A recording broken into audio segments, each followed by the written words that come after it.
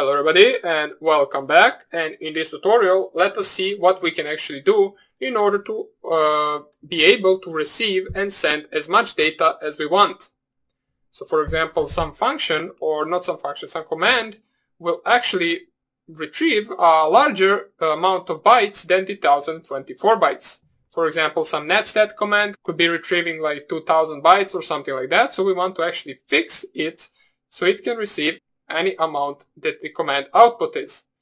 So we will add two different functions right here, which we will then need to add in the reverse shell as well. So for now on, we will call the send function reliable_send. And what we will paste in that function is the actual data for to send to the target. All we need to do right now is import a library which will allow us to finish our process with these two functions. And basically, let me just add another function, which will be reliable_receive. This function will be used to receive data, and we will use JSON in order to perform this process of sending and receiving as much bytes as we want.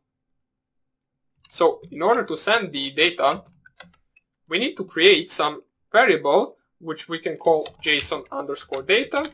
You can call it anything you want, but it needs to perform the dumps function, so JSON.dumps on the actual data that we specified as an argument to this function right here. So after we do that, we can just simply send the actual data with the same sock.send function, or not sock, in our case should be target.send.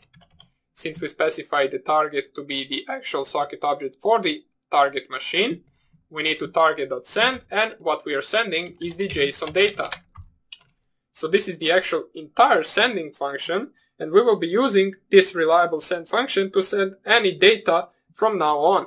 We will not be using target.send anymore in any case. Now we want to code the reliable send. We need to also make a variable which we can just call data and specify the data to be empty. So we specify that just by opening double quotes and closing double quotes right after. Make sure to not have space right here, otherwise this will actually give the empty space to this variable. We need to open the while true loop in order to receive the data for as long as there is something to receive. So what we will try to do is we will try an except rule, which will allow us to actually receive. So if I just type right here, data equals data, which will be empty data, plus target.receive, and we want to receive 1024 bytes. We close the brackets, and we actually want to return JSON.loads function, so that is a function in the JSON library, from the data that we received. So in any other case, or if we get any error, we want to actually use the except value error. Now let me just write this and I will explain what this means. We want to continue the process. So let's explain this function so you can understand it a little bit better. What we did right here is, first of all, we created a simple variable, data, which is empty. Then we entered a while true loop, and in this while true loop, what we will do is we will try to receive the data. We will try to receive 1024 bytes, and we will try to return that data to the actual shell function right here. In case we get any error, or not any error, in our case value error, which means that we actually trying to receive less bytes than the output of that command was. So that means that we actually still have some bytes left to add to this data. What we will do, we will then continue, which will go to the beginning of our true loop, and then it will add those remaining bytes to the data.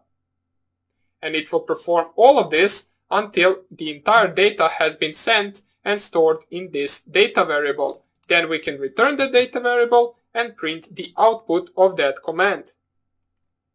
So one thing we need to make sure as well is right here, instead of using this target.send right now in our shell function, we need to use reliable_send to send the command. And in order to receive the actual output, we need to use reliable_receive and make sure to remove the 1024 bytes, since our reliable receive doesn't take any argument in the brackets, so we will not specify anything right here. Everything else can remain the same. So let us save this program and let us copy these two functions, since here we will actually paste same functions in the reverse shell side of code, just we will do minor changes to that part of these, or to the part of those functions where we specify the sending and receiving. So paste these two functions in the reverse shell code and change every target.send and every target.receive into actually sock.send and sock.receive. Since the target variable is not actually something we have in the reverse shell program, so make sure to specify right here sock.send JSON data, and right here make sure to specify sock.receive. And also in the shell function we need to specify that command equals reliable underscore receive.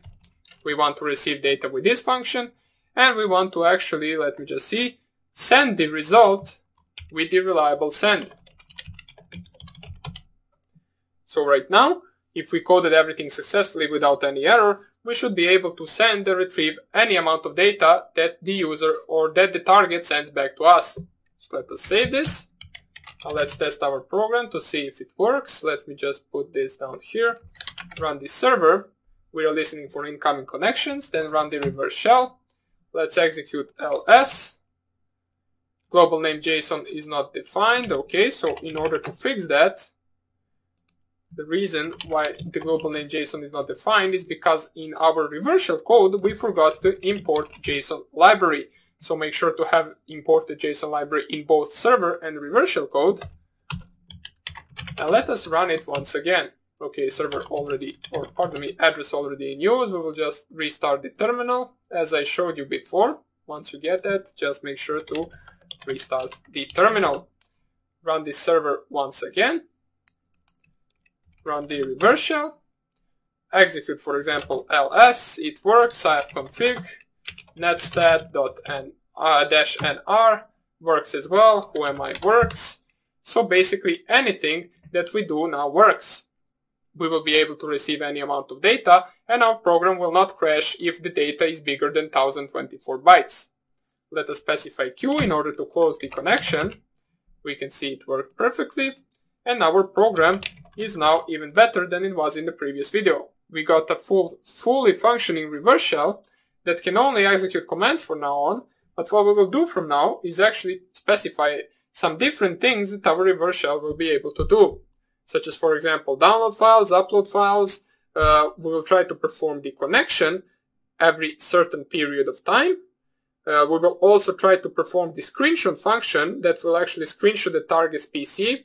We will also check for the user privileges or administrator privileges, and we will see how we can hide our program or our backdoor somewhere where the user will never find it. So hope you enjoyed this tutorial, and I hope I see you in the next one where we will continue coding. Bye!